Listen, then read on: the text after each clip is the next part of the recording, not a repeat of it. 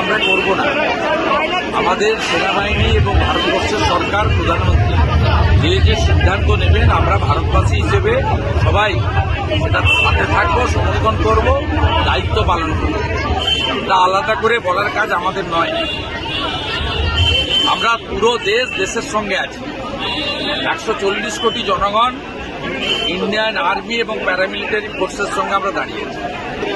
দেখুন, এই গীতা মন্দিরের শতাব্দী প্রাচীন ঐতিহ্য রয়েছে। এই গীতা মন্দিরেতে পঞ্চবটি বৃক্ষ রয়েছে। এখানে অনেক অতীত দিনের ইতিহাস আছে।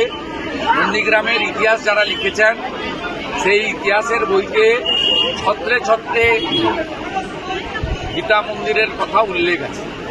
এটা একটু এখানে সনাতনী প্রক্রিয়া অনুযায়ী নিত্য পূজা বা এইসব হতো।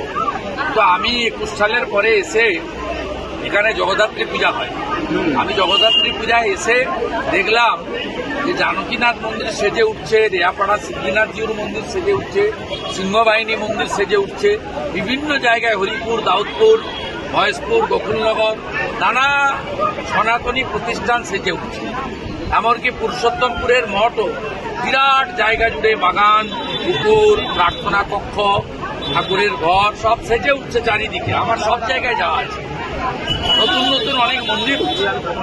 তাই এই গীতা মন্দির অবহেলিত থাকবে কেন?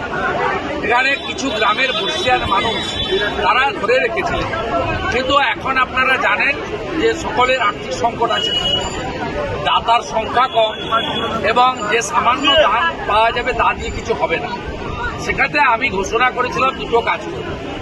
একটা, পঞ্চবটি বৃক্ষকে সেটাকে সুন্দর করে বাঁধিয়ে সাজিয়ে দেবো। তার জন্য 11.5 লক্ষ টাকা 23 সালে অনুমোদিত হয়েছে, কিন্তু ইনারা কাগজপত্র দিতে পারেননি বলে রবীন্দ্রবাবু খানিকটা অসুস্থ ছিলেন। সেই কাজটা আটকে আছে, সেটা কাগজ দিলে টেন্ডার হয়ে যাবে, কাজ হয়ে যাবে।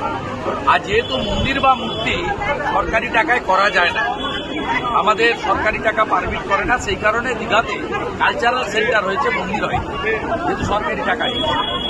সেই জন্য এখানে মন্দিরের রিপেয়ারিং তারা নিজের অর্থে করেছে, তার 2,20,000 টাকা দিয়ে ওনাদের চয়েস করা 3.5 ফুট উঁচু রাজস্থান মার্বেলে ভগবান শ্রীকৃষ্ণের একটি অপরূপ, সেই পাথরের অপরূপ মূর্তি একটা তৈরি হয়েছে, প্রতিষ্ঠা হয়েছে।